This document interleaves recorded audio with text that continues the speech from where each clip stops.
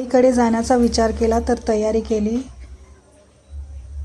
हस्बंडला बोलले तयारी करायला, ते तयारी करत आहे आणि माझी तयारी झालेली आहे.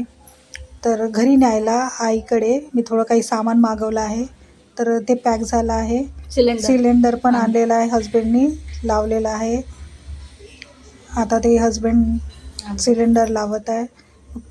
थोड्या वेळाने वेळ बाकी होता तर नामजप करत होते. नामजप चालू आहे आणि त्यानंतर हस्बंड तयार करत आहे.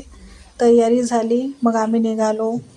हा रोड बघा किती सुंदर दिसतोय आणि बांधकाम चालू आहे पुलाचं. पावसाळ्यामध्ये आम्हाला प्रॉब्लेम नको म्हणून सरकार आमच्यासाठी पूल बांधून देत आहे.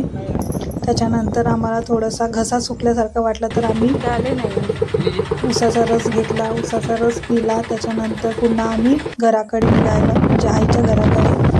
आणि लवकरच, जास्त वेळ नाही, लवकरच पोहोचलो घरी.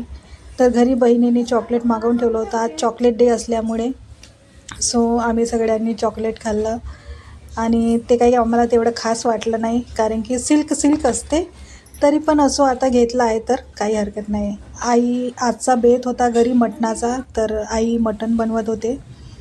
तर मटण झालेलं आहे. बस 15 शिट्या झाल्या की भाजी रेडी आणि त्याच्यानंतर मग चपात्या टाकते आणि मग जेवण करू. तर भाजी खूप उत्तम दिसत आहे, पण मला थोडंफार त्याच्यामध्ये तेल कमी वाटतं आहे. पण आता आईने बनवलं तर ठीक आहे, आईच्या हातचं चांगलंच वाटते. तर आई खात आहे. या पद्धतीने आमचं मटण रेडी होत आहे. तसंच मटणा छान दिसतच आहे, पण त्याच्यामध्ये आम्ही स्वीट पण मागवलं आहे, ते म्हणजे गिट्सची सोनपापडी, आणि ते आम्ही खाणार आहोत.